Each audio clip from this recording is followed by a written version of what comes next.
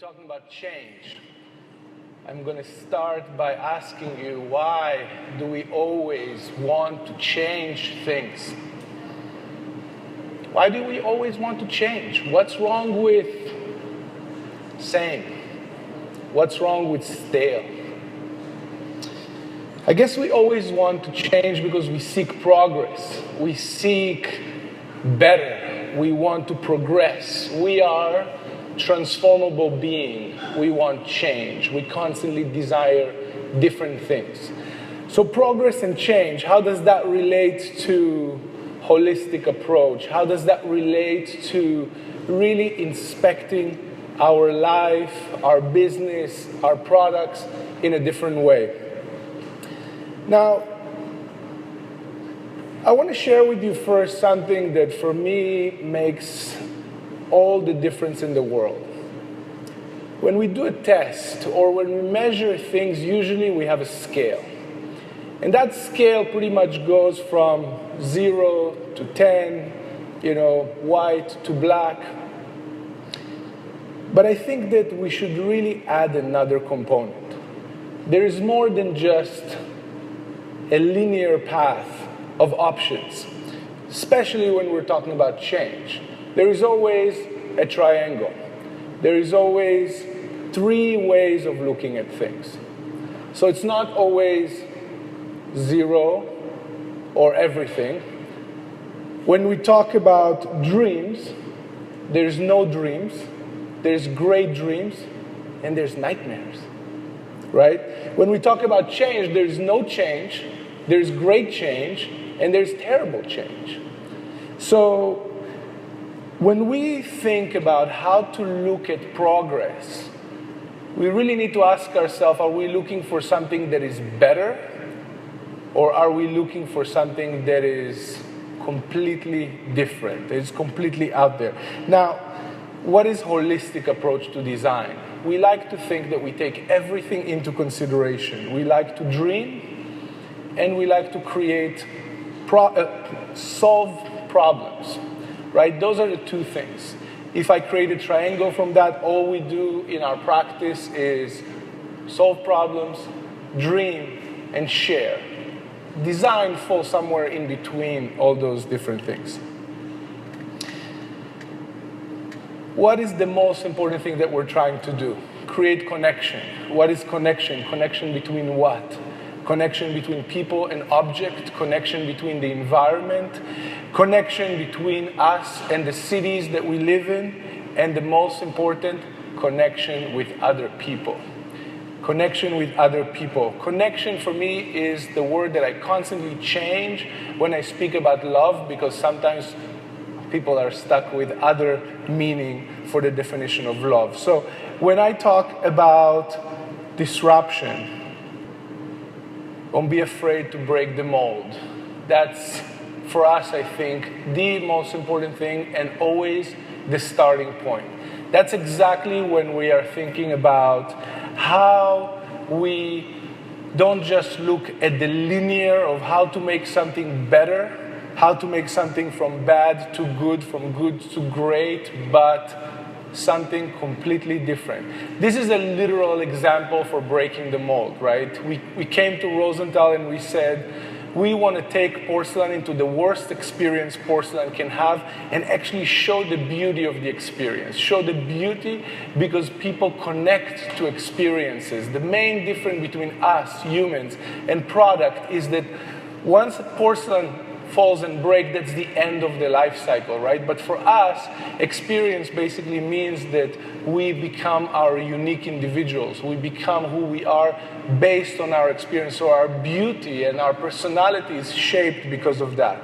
And that relationship that we create with product, between us and product, makes what we try to do almost with every project. How do we take an upholstery chair? How do we design an upholstery chair but actually use nothing from the ordinary vocabulary of upholstery?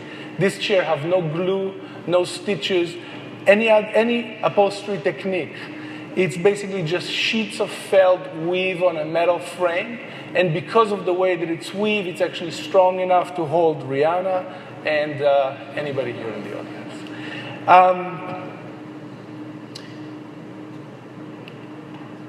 The second point is questioning.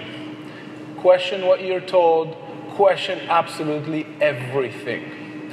And why do we question?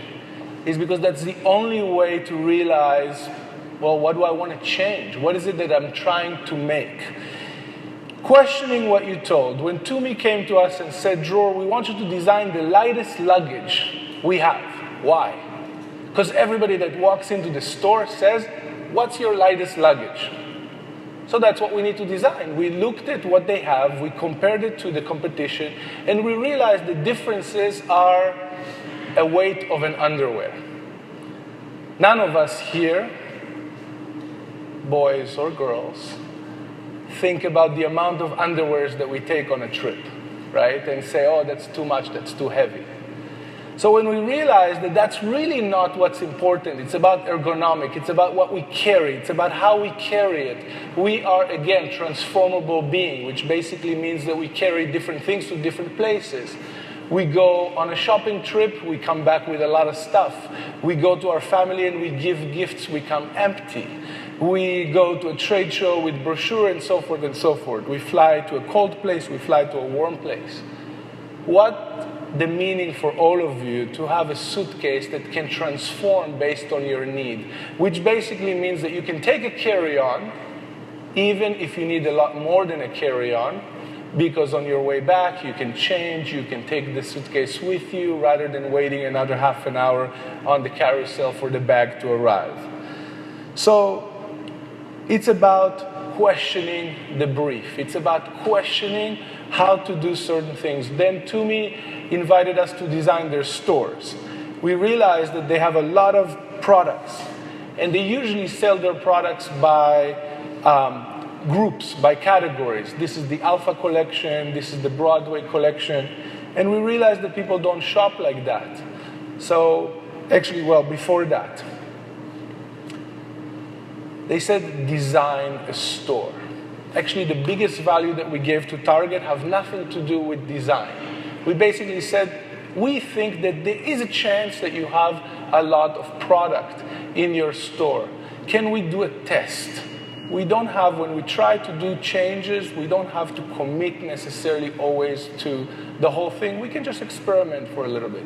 We basically run a test. We said, before we take all the products out, design a beautiful store and put all the products back in, can we see if we can take 20 of the worst selling product out of the store to relieve some room, to change from what we called economy class to a business class, right? A little bit more room, which basically means that I can see the products better. They're not cramped next to one another. They called us back after 3 months, after 1 month that they ran this test in 3 stores and said, you wouldn't believe, we reduced 20% of the product, we sold on average 60% more. What does that mean? Less product to design, less product to warehouse, less product to ship, and so forth and so forth. So that's before the design and also the organization of the design. The third point, invest in exploring. Invest in possibilities. Possibilities, sometimes you're starting with one thing and you realize that the evolution of that one thing got to a whole other place. This was a project that started as a commission from Swarovski. They said, Dror, design a chandelier. I said, I don't really want to design something that have that center or pier. I want to create a chandelier that actually sits on the floor. So we wanted to create this geometry, a square, 2 squares that are intersecting into one another. We discovered a new geometry. We discovered a new type of hinge. That type of hinge became a lot more than a project for Swarovski. It became something that we realized have tremendous load-bearing capacity, tremendous strength. All of a sudden, it's a building block out of concrete. It can become a highway barrier wall. It's also have a great acoustics because of the forms. It's have a very unique geometry which can support a table, can support a house, can support a building, can support a skyscraper. So the exploration that we've done started from something very, very, very particular that relates to aesthetic, but evolved into something completely different. And that's something that without exploration, without R&D, without trial and error, we would have never gotten to. So this is actually a whole division now in our practice that deals with what we call the quadror. I'm not going to get much into it, but it's a new structural support system. And that's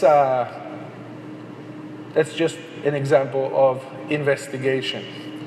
Collaboration. We can simply do absolutely nothing on our own. When people ask us, they're trying to always put us in a box and say, well, are you an architect? Are you a designer? Are you an artist? And I say often, just my short answer is, I'm a generalist.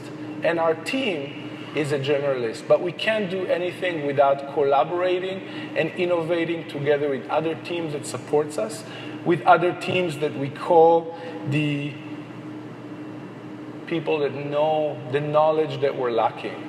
This is our very first architectural project completed in Abu Dhabi. Was supposed to be $154 million worth of sale and reach the height of $976 million of sale in 72 hours. The project is now done and completed. And the story behind it for us was, first they came and said, you know, nobody gives you such a massive project without knowing what you're planning. So it was the first conceptual commission. They said, think about the highest, top luxurious houses you can imagine. We want to attract people that already have 5, 6 homes around the world, so money is not an issue. We realized that tacking houses underneath vegetation, why would anybody want to live in a house that have 16 neighbors from the left and 14 neighbors from the right? But that's not exactly true. People want to be in a community. People want to feel belonging, but they don't want to see their neighbors. They want to feel as if they own the island. So our approach in this case was what we called the carpet concept. All the houses, all the architecture is tacked underneath this green vegetated carpet. So the neighbors are there, but you don't see them. You're standing on your roof, and all you see is green vegetation. When we sent them the presentation, they called back and said, Dror, the Crown Sheikh of Abu Dhabi loves your presentation and wants to build it. I started laughing, hysterically, because I just had no idea how to react. I said, I have no idea how to build this. I've never actually done any project like that. And they said, we know. We've done our homework on the size of your team, and we realize you've never done anything like this, so we need to pad you with the knowledge that you're lacking so we can make your vision come to life. And that's exactly what my practice is all about. We create visions, we create ideas, we solve problems to people that don't know most of the time what they're looking for. This is a perfect example for that. This is the largest project we've done to date, $3.5 billion in construction budget. It's the largest cruise ship terminal port in Istanbul. It sits on the most viable land in the city, right across from the old town. Istanbul Modern is exactly in the middle, and they said we need to find a way to get rid of the cruise ship terminal, but we can't. We have to operate the cruise ship terminal here, but we want to open shops and restaurants and hotels. How can we do it? And what we created for this master planning challenge is something that actually was not born from a master planning approach. It was born from a product design idea that changed the entire master plan. What you just seen is a boardwalk that opens up hydraulically, hydraulic gangways that are coming below sea level to pick up passengers from the cruise down to the basement level. So this is actually going to be the first cruise ship terminal that is below sea level in the world. And by doing that, we actually shrink the size of the port operation on the ground to just that 3.5 meter and the length of the boat.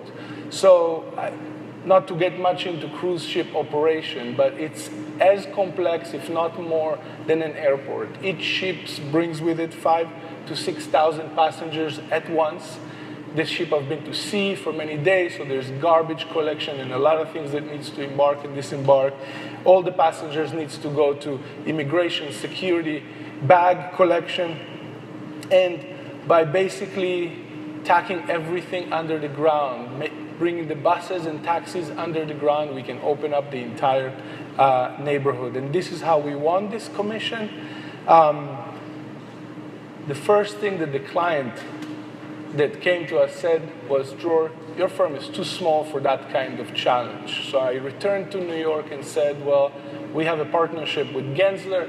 We want to make sure that we can be supported by the largest team. So this was a collaboration with Gensler specifically.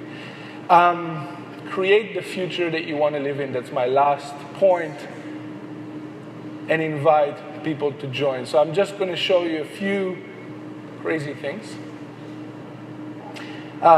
This is a vision for a city that we created for another Turkish developer, actually in collaborations with the government. It's basically an idea of how to think about cities in the future. Instead of towers that are vertical and infrastructure that is horizontal, infrastructure that is there to support what we consider selfish building. What if there is more of an integration between structure and infrastructure? And we're also doing actually the Center Park of Istanbul right now, which is all about connection between people and nature, connection between people and other people, creating different types of experiences that are typically don't exist.